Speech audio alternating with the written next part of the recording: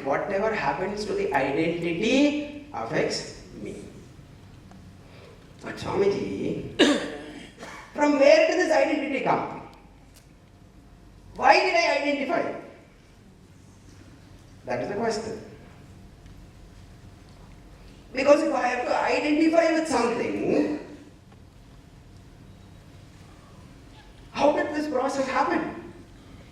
That process happened because I had forgotten my real identity.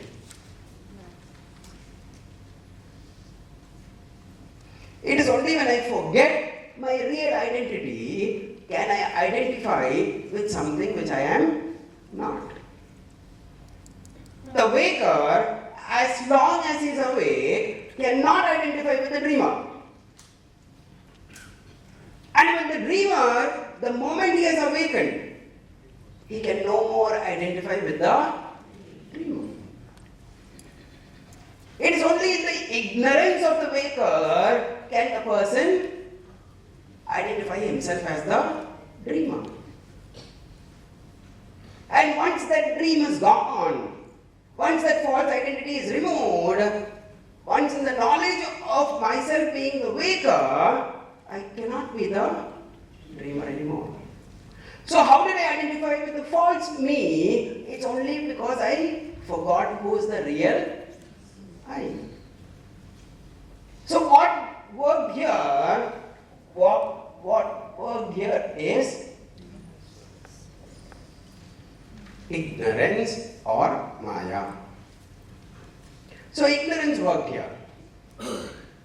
When I have forgotten my real identity, I identify with the false identity, and then all the problems of the false identity become my problems.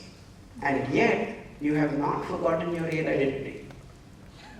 As the real identity, you are the Atma, you are the self. And what is the self? Self is deathless. And because of that, you are still seeking to be deathless. The self does not want limitations. It does not know limitations. And thus, you are still seeking to be limitless. And self is Ananda, great happiness, unlimited happiness, and therefore, you are seeking to be unlimitedly happy. Is that right? But where am I trying to seek it? I am trying to seek it where I can see and not where it is. All of you know the famous story of Nasruddin Shah. Many of you would have heard the story. Nasruddin Shah was searching for a small needle where we know a street light. And you know, in India, people come to help. So one more man came and asked Nasruddin, what are you searching? I'm searching for my needle. Acha. Okay, I will also help you. And after half an hour of search, a friend said, what happened? I'm not able to see. Search. And you know, in India, what happens? When one person searches and the person joins, two others join. And they also start searching. After 15 minutes, they ask, what are you searching for? Needle. Okay, I will search for it. They're searching for the needle. And after 1.5 hours, one person suddenly thinks, what is that we're not able to find it? Nasruddin, where did you lose the needle? He said, in my house. What? You lost it in the house, you're searching here? Of course, at home there is no power. There is only light here, so I'm searching here. இருக்கும் இடத்தை விட்டு இல்லாத இடம் தேடி எங்கோ அலைகின்றார் ஞானத்தங்கமே ரொம்ப அன்பா சொல்லல ஐயோ பாவம் சொல்லியிருக்கேன். And therefore, what am I seeking? I am seeking unlimited happiness in the limited mind. When the mind itself is limited, how can I find unlimited happiness there? When the body itself is destructible, I am searching for my indestructible nature. When the intellect itself is limited, I am searching for my unlimited nature in my limited intellect. Will we ever find it? Will we ever be peaceful? Will we ever be happy and contented? Never. And therefore, it is only through knowledge. Let me emphasize again, it is only and only through self-knowledge, knowledge of our real identity, that this eternal problem of search for eternal happiness will end. And in no other way. And therefore, Vedanta is not an option, Vedanta is the only way. There is no other way. Because it is only in realizing our true nature can this search end. And in no other way. And therefore, Vedanta is the only way. So do you want happiness? Do you want freedom? Then it can only be through knowledge. No other way. Let the world give us any amount of solution, let the world give us any amount of things, yet only Atma Jnana can free us, and this is the contribution of India to the world.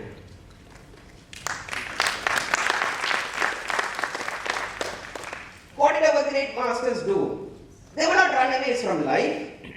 They were people who had exhausted all the possibilities of life. And having exhausted all the possibilities, they transcended this nature. And they looked within. And within, they found the answer to freedom. They are people who are not satisfied by the worldly joys. They are people who are not satisfied by the limited comforts of this world. They are the courageous ones. They are the Dhira Purusha. They are not runaways from life.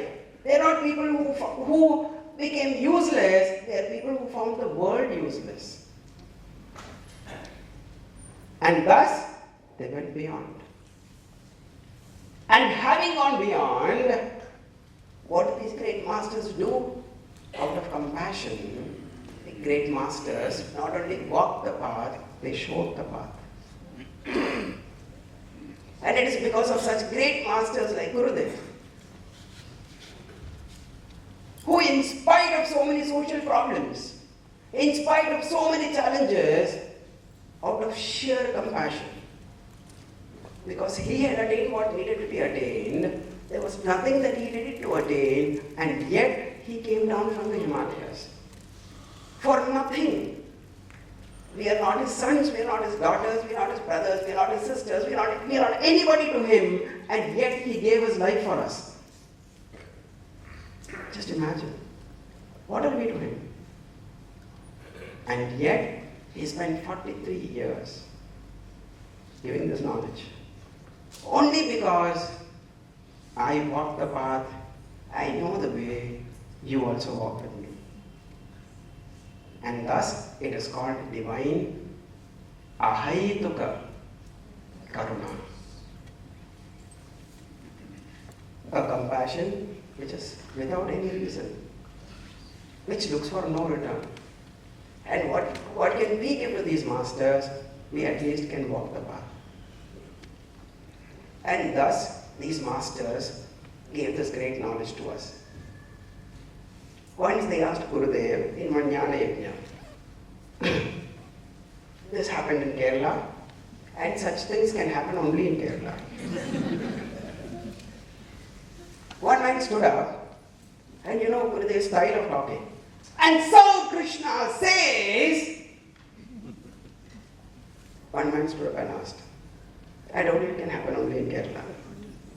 He said, Swamiji, we don't want to hear what Krishna says. We came to hear what you have to say. Gurudev stopped, looked at him and said, I have nothing to say other than what Krishna says. These masters upheld this great tradition, and they gave this wonderful knowledge, to us. So what is the only way by which we can gain the supreme truth? The only way we can gain the supreme truth is by disidentifying with the body, mind and intellect, or going beyond the body, mind, intellect to recognize our real nature as the self. Swamiji understood. Tomorrow morning, I am going to go beyond. Fantastic. How? After my morning coffee. Not before that. Because I am so, without the morning coffee, how do I lift myself up? Along with my wife. Sa dharmacharini, you know. How can I leave her and go? Right? But that will be exactly before my first business appointment at 9:25. What an idea. Being slaves to this body, one can never go beyond this body. Being slaves to the mind and intellect, one can never go beyond it. And therefore, what is the path? The path is mastery of the body, mastery of the mind, mastery of the intellect, and then to falsify it. I cannot negate something to which I am already a slave. I need to become a master to it, and therefore, going beyond the body, mind, and intellect, through mastering the body, mind, and intellect, becomes the different forms of sadhana. So what is the path? Go beyond. And so beautifully the masters have beautifully told us the path. If you are body oriented, take the path of the body. And therefore perform karma yoga. If you are mind oriented, take the path of emotions. And therefore practice bhakti yoga. Because people are different, you cannot have one path. According to the student, so is the path designed. And if you are intellectual oriented, the path has to be through the intellect, which is inquiry or jnana yoga. And thus these become the three main paths to liberation. And these are broad categories. You can have combinations of this as well. But ultimately, all the paths have to lead us to the realization or knowledge of the self. So when Arjuna asked the question, just imagine, where did Arjuna ask the question from? When Bhagavan Vedavyasa has composed the Bhagavad Gita, it is not that he is looking for choice of words. Every word of the Bhagavad Gita has great significance. And look at it so beautifully when he mentions that Sanjaya spoke, Vyasa writes, Sanjaya Uvacha. When Arjuna speaks, Vyasji writes, Arjuna Uvacha. But when Krishna speaks, he writes, but he would have written Krishna Uvacha, no? Isn't that a deviation? And when Duryodhana speaks to Dronacharya, he writes, Raja Vachanam Abravit. He doesn't write Duryodhana Vachanam Abravit. Oh, Swamiji, that will go beyond the meter. But Vyasji would have adjusted the meter anyway. He's a great poet. He didn't write Duryodhana Vachanam Abravit. He wrote Raja Vachanam Abravit. You are what you identify with at this moment. And as Arjuna identified himself as the individual, Sanjaya identified himself as the individual, Duryodhana identified himself as the king. Though he was not the king. He was never the king. Never was he about to become the king.